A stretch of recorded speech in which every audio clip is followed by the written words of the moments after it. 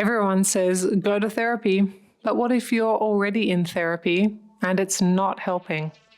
What if you leave sessions more confused, more resentful, or more shut down than when you walked in? As a psychologist who's worked with thousands of relationships, I'll tell you what most people don't want to admit. Traditional couples therapy doesn't always work, and here's why. Let's start here. If you've done the brave thing, booked the session, sat on the couch, shared your heart, and you're still not getting anywhere, you're not alone and you're not crazy. So many women come to me saying, we go to therapy every week, but nothing changes. They also tell me, I've been in therapy for a year and nothing's changed. They also say, he shuts down as soon as I speak. We leave more disconnected than when we arrived. And eventually you start to wonder, is this us? Are we too far gone? Are we wasting our time? Let me be clear. Couples therapy can be transformative, but when it doesn't work, there's usually a reason, and it's not always you. Part 1. Why couples therapy sometimes fails. Here are the biggest reasons I've seen couples therapy backfire. First one partner is there to be right, not to relate. They treat the therapist like a referee, hoping they'll call out the other one's personal flaws and be seen and agreed with. But healing isn't about being declared the winner.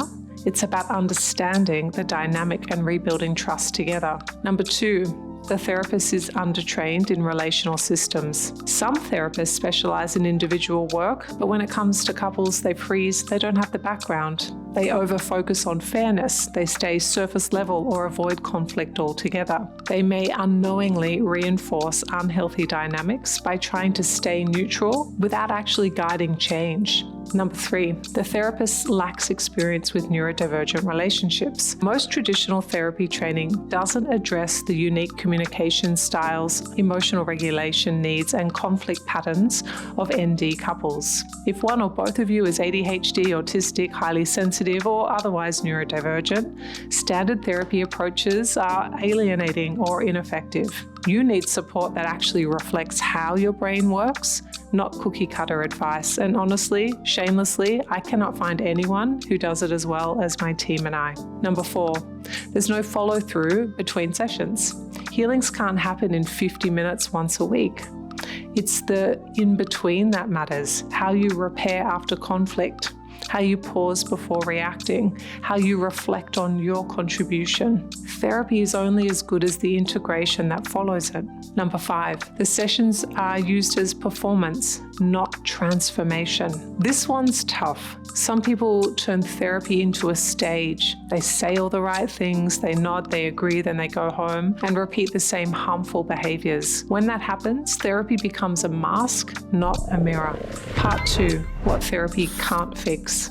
Here's the part nobody wants to admit. Therapy doesn't work if one person isn't willing to grow. And it definitely doesn't work if you're using it to convince someone else to care. You can't regulate enough for both of you. You can't heal what someone refuses to acknowledge. If therapy becomes the place where you carry all the emotional labor, it's not therapy. It's a replay of the exact dynamic you're trying to heal. Part 3, what you can do when it's not working. So what now? First, you have a speak up in session. Say, can we talk about the direction we're going? I'm not sure this is helping us move forward. A skilled therapist will receive that feedback with grace. If they become defensive, that's data.